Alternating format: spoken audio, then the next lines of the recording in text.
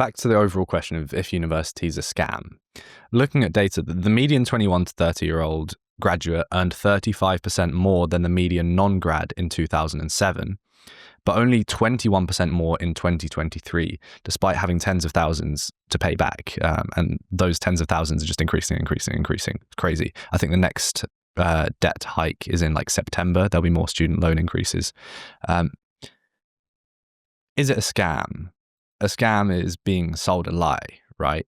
And I think with this debt that you're paying, you are expecting to earn it back. The data still shows that people are certainly earning more than if they didn't go to university. But only 21% more in 2023 for having thousands of pounds of debt. When you're kind of sold this lie that you have to have university if you want to be this success who's rich and maybe not famous, but, you know, who has a great job. Like, I think it is a scam. And I think the data shows that the reality, the real outcomes of these grads, it doesn't align with the myth that they're shown. I think this is true, but I also think, you know, if you're looking at that as an individual, if you look at that stat and say, I'll earn 21% more, then you're going to do it.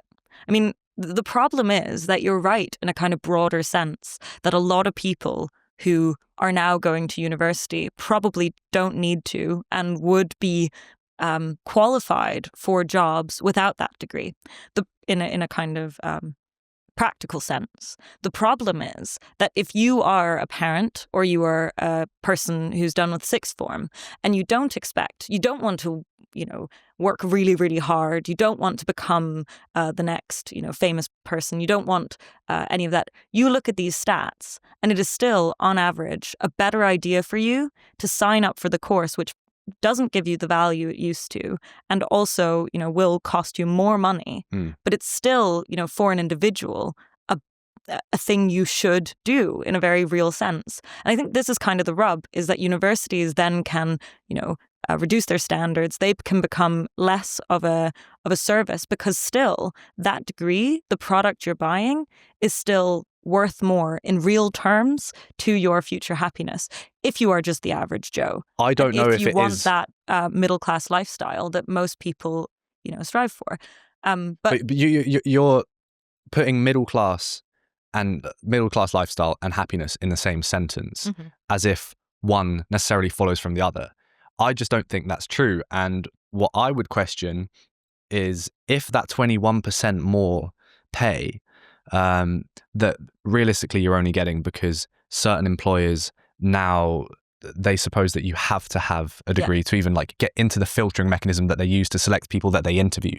Like, and that's probably artificially put there, because otherwise I don't even know if this 21% thing would occur. Like, I think it would be absolutely, 0% but that's the more. problem, because that's one of the problems. That is the case. Yes, so that's the problem. So that's one of the problems, and we can talk about that later. But the other thing about happiness is, like, earning 21% more than someone else isn't what defines your happiness. I don't know if those 3, 4, 5, 6 years you sacrifice of your life,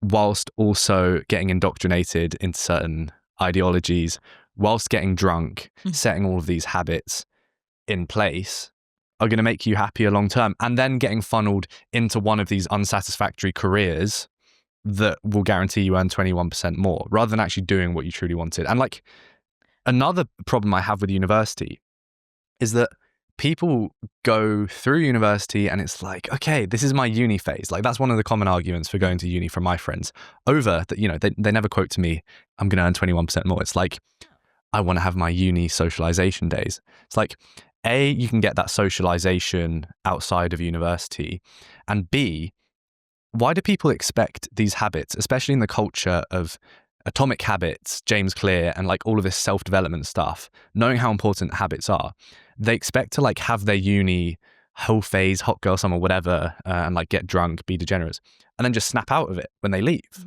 Like, that's not what happens. I think our society is corrupted by this lifestyle that people have at university and how it's romanticized. And then we suddenly expect it to just stop once people get this piece of paper. Like, that's just not the case. Well, I think, you know, you are wrong in that I think, the middle class lifestyle, I'm not talking here about a certain, house or whatever. I'm talking about like in financial terms. I don't think most people are looking to be extraordinary. That's not how most people live their lives. I, for one, I think you're absolutely right that what people want is like a 3 or 4 years at university where they party and have fun. They don't really think about it as necessarily a kind of a degree or the ideal that I have expressed over here. And then they go and then they get a job, and it kind of does, it snaps you out of it a bit. And but yeah, you probably have some habits that you are not very good. But I think this is actually what happiness is to a lot of people. There's no saying that someone who really like drives their whole life and just works. That's never necessarily been what brings everyone happiness. And I do think the most normal people want normal things. And therefore, I think the problem is the incentive structures that people are given, which is that if you go to university, you will on average have a slightly better future life in pure financial terms. And you'll have these 3 years to like dilly-dally around and have fun. And this is what most people think of as the good life. I think this is not great. I think that universities, and this is why I think, the real campaign that should be driven here and which would solve a lot of these problems is make university hard again.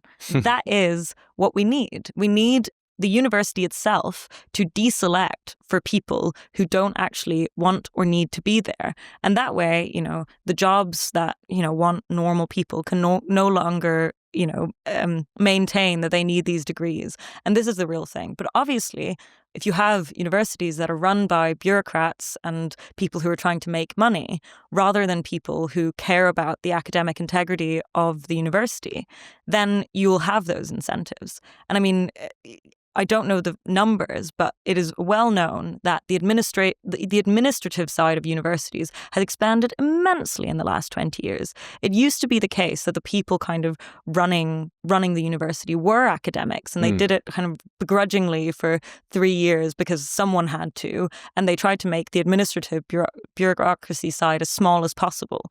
And now you hire external people who know about things like marketing and PR and, how to present yourself well to international students and all this. And they become the people who, decide what the university is and how it works. So I think we can probably agree on the kind of the ideal outcome here, which is that fewer people go to university and that jobs no longer require you to, so that we don't have people who are in a lot of debt for an experience that, they didn't actually need or necessarily want, but which the kind of skewed incentive structures of modern society put on us. So I think maybe that's where we can reach a sort of middle ground. I think another thing with this whole 21% more money thing is like, sure, but in those 6 years that you spent at university, or 3 or 4, how much money could you have spent? How much money could you have earned being a plumber? And that's not the only other option you have. How much money could you have earned being a videographer like I am now? And that's not me saying I'm raking it in. I'm just saying how much could I have Everyone should be podcasters. But like it's an important point because we're prioritizing that hike across our lifetime. But actually, like, does it really matter, or does having more years in your 20s matter more so that you can buy a house, settle down, have kids, like have a loving partner? Whereas, it's unarguable that by going to university, I don't even know if unarguable is a word, inarguable, going to university, you're pushing life outside of university back, especially if you're doing 6 years, especially if you're taking 2 gap years before that. You kind of revert the progress you made to independence by then going to university. Like, you're pushing all of these important things back. And this is part of the problem we have. Total fertility rate, 1.44, like it needs to be 2 for replenishment level. Everything in terms of relationships is trending in the right direction. People having less and less relationships, divorce rates, whatever. And I think part of this is that there's some sort of, and again, I'm railing against something that is pervasive across the whole of our society. So it's quite a contrarian arsehole hard ask point of view to have. But like, there's something in that system that's fundamentally wrong, where we're finishing that late and then we're suddenly thrown into the real world. And we have to take a few years to acclimatize. By the time we've acclimatized, it's too late.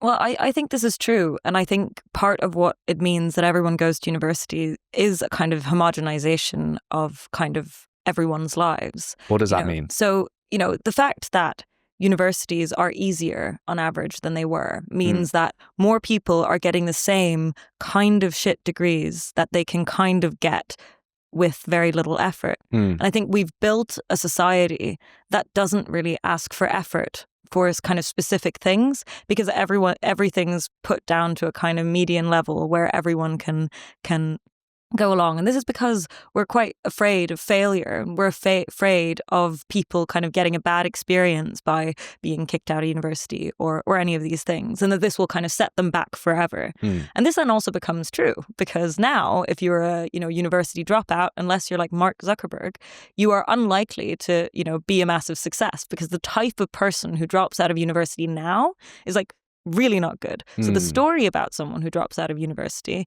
is it's hard to fail university now with the way the incentives are set up. So if you drop out now, it is true that you won't be doing very well. But that's not true if, a lot of people end up dropping out or realizing that it's not for them because it's simply too hard. So we have this, because we're unwilling to set standards for people in certain places, in entry-level jobs, in all these things, because we don't want them to fail. That means we end up putting them through mediocre experiences where they don't really either fail or succeed, because it's very hard to do either of those things. So I think that you're right that a lot of these things are down to us being afraid to put expectations on young people. And we should have expectations for young people. And I don't think it's very good for us that we are just kind of, that this is seen, this is back to kind of what I was saying before about how, of course, young people want to party and have fun. This is like what it is to be, in your early 20s. It's the easy way out. Most people are like this. But it used to be the case that you couldn't just do that. You can't just, piss about unless you have really wealthy parents. But now, the way we've set up the system, you can. So I think that's all about. And again, if universities were just simply harder, you would have the people who go through would be better educated at the end and more valuable to workplaces who need them. And other workplaces would realize that they're better off just hiring people who haven't gone to university. And this is kind of the way to regulate some of these things. But I think for that to happen, we need to develop a culture where we're willing to set expectations for people and not be so afraid that we're all too frail and we'll all fall apart if anyone asks anything of us.